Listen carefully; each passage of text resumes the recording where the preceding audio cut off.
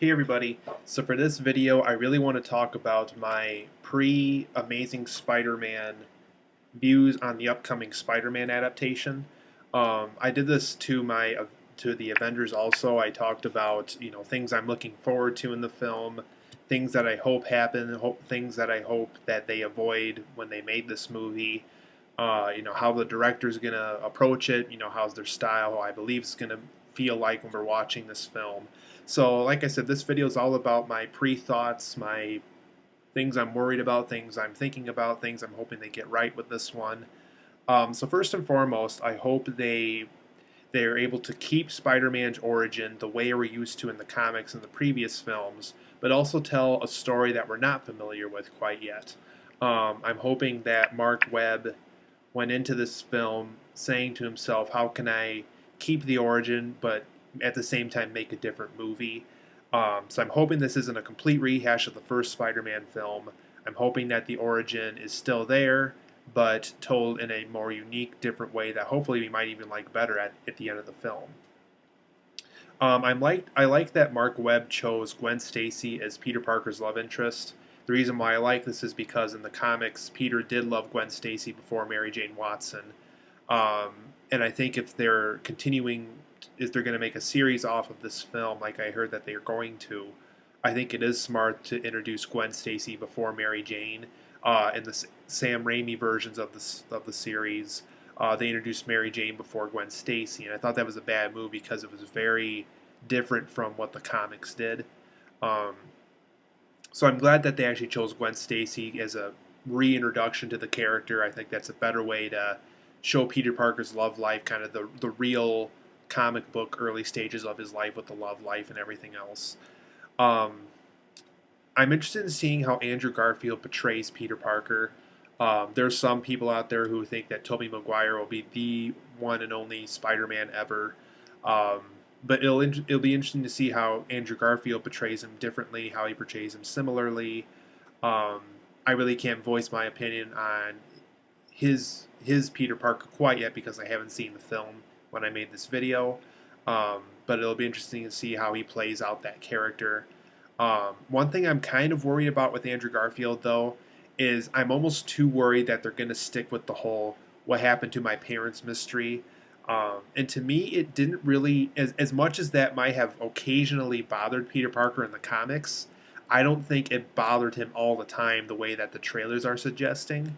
So that's one worry I have is are they going to focus too much on that perspective, or is that just one of the many views that Peter Parker has? Um, so I hope they don't rely on that idea too much. I hope they really give us the Peter Parker that we always wanted on film. Um, my one complaint about Sally Field as Aunt May is I almost think she's too young for the role. And even though Sally Field is like, what, in her 50s or 60s now, she's old enough in a way, but she doesn't look like the Aunt May that I remember. In the comics, Aunt May is extremely old. She looks like she's someone you would see in a nursing home. Even in the Sam Raimi Spider-Man film, she looks like she's a few years from death almost. And to me, Sally Field, she still has her black hair for God's sakes. Um, I don't know. It'll be interesting to see how she plays the character because to me, she almost strikes me as too young for the role. Um, One character I'm not so much worried about is just that if you look at his previous filmography, you're almost curious that he took on a role this serious. Is Dennis Leary? Because when you hear Dennis Leary, you're like, oh God, is this going to be a comedy? Oh, I can't wait to see what comedic things he'll do with the character. Um, I'm almost kind of worried about that because Captain Stacy was a very serious character, and if you saw Spider-Man 3, you'd know that too. Um, and I don't know. I mean, he could be a good Captain Stacy. I don't know, but I am kind of worried that he might be a little bit too comedic with the role. And to me, that really isn't Captain Stacy. He strikes me as a more serious character. So it'll be interesting to see how Dennis Leary plays the part, because I'm curious to know how comedic or how serious Dennis Leary will play the part. Um, I'm not so much worried about this. I'm not complaining about it, but I'm curious to know how exactly Marc Webb's style will fit a Spider-Man movie specifically. Because the only feature film I saw before I see this one is going to be 500 Days of Summer, and so is everybody else. Um, and that was a romance story, so it's very hard to compare how his style will affect this movie. because 500 Days of Summer was a romance film. It had a great color scheme. It had a lot of bright colors. Um, will that fit a Spider-Man film? Will he go with the darker route for this one? Will he have a darker color scheme for this one? I really don't quite know how his style will fit in. But like I said, it'll be interesting to see how the film plays out and see how well his style fits the Spider-Man story. One thing I'm actually really looking forward to in this film, and I hope they're really impressive when the film comes out, is the first-person view shots when Spider-Man's swinging between the buildings. It's shown in the first trailer for the Amazing Spider-Man movie. Um, I think it's going to be really cool the way we're gonna almost be Spider-Man when we're watching this movie. So I really hope Marc Webb makes some really interesting first-person shots of the character. I think it'll be really interesting.